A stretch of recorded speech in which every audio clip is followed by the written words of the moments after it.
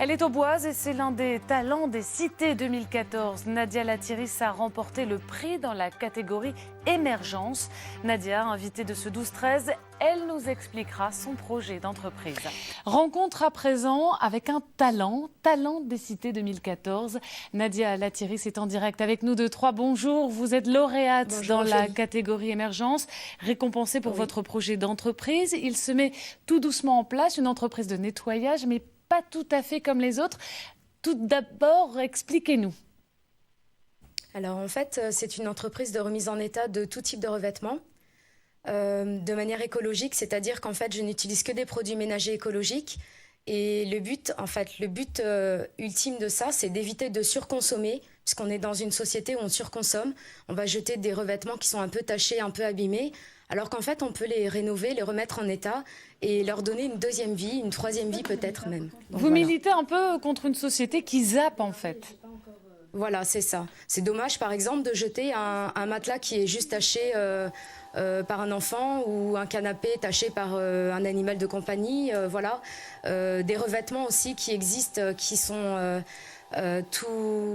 qui sont âgés, qui ont 30 ou 40 ans, mais qui sont de très bonne qualité et qui suffit juste de rénover pour leur donner une deuxième vie. Je trouve ça dommage. C'est presque un message politique que vous avez. C'est ça qui a séduit, selon vous, le jury?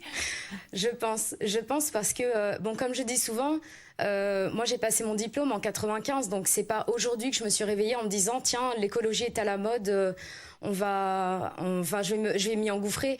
Ça faisait vraiment partie de moi dès le départ. J'ai juste associé mes diplômes dans le nettoyage industriel et mon diplôme dans l'environnement, et je me suis dit il faut que je crée quelque chose autour de ça. Des choses que vous maîtrisez. Donc, alors votre parrain n'est autre que le ministre délégué à la ville. Le prix sera officiellement remis en octobre au Sénat devant les élus. Est-ce que on va voir l'édition 2013 l'année dernière? Est-ce que tout ça n'est pas un peu impressionnant? C'est très très impressionnant. Déjà, c'est un grand honneur. Enfin, on se rend pas compte, mais c'est très impressionnant, c'est magique, c'est très beau.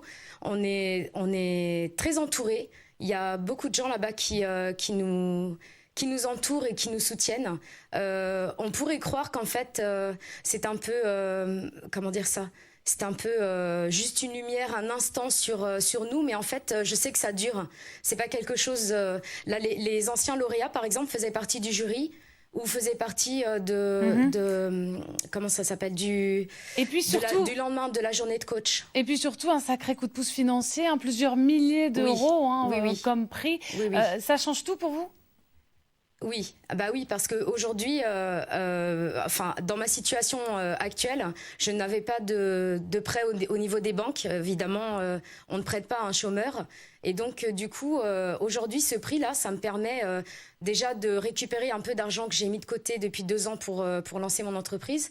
Mais aussi, en fait, de pouvoir racheter du matériel en plus. Et du coup, là, j'ai acheté un vélo électrique pour pouvoir me servir de véhicule utilitaire, on va dire, entre guillemets, mais en roulant vert.